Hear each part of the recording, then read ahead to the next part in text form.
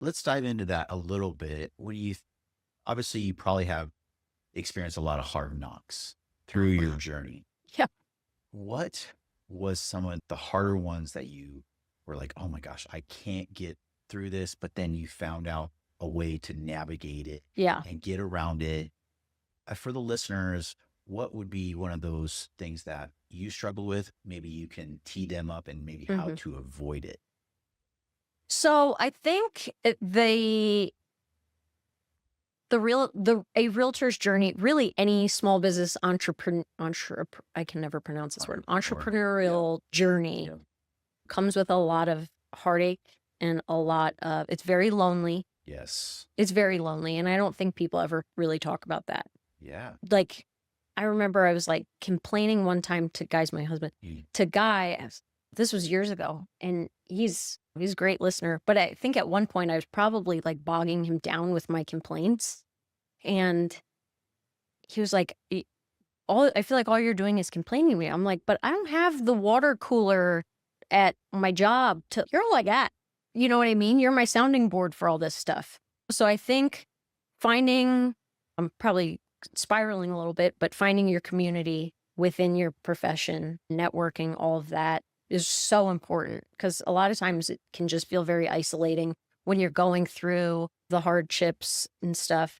Riding the waves of a market, a really hot market has its own issues, and a really slow market has its issues, and just trying to navigate that. But I think overall, probably the hardest thing I have had to learn to navigate, and it's really something you have to do on your own and you have to sit with it, is overcoming disappointment quickly, Yeah. I would say.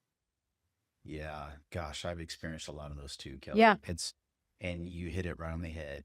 The entrepreneurial journey is lonely, difficult, and at times you're like, how am I going to get through this? But that's where, yeah, that spouse comes in. And Mm. obviously, you don't want to overload on them. Yeah. But that's your sounding board. And I do the same thing with my wife, Kate, and she probably just is, oh, here we go again. Yeah.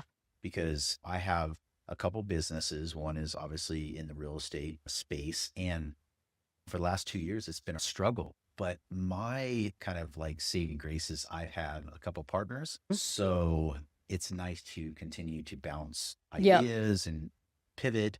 But yeah, when you're solo, especially like a real estate agent, if you don't have that community, like you Yeah. said, gosh, that's hard. It would just be maybe a lot of days in the coffee shop. Right? Yeah. Yeah. And I think sometimes people look at realtors as, they have a terrible rap, right? Like, unless there are very few that I feel like are revered as like true, but it really is running your own business. But I don't think people really give that enough. I think because so many not even part-time, I shouldn't say that. So many people come to the party when the market's hot. They sell their aunt's house and then they Real collect a agent. big check, Yeah. and then they dip a year later because they didn't realize like that one deal was really awesome. But you have to prospect.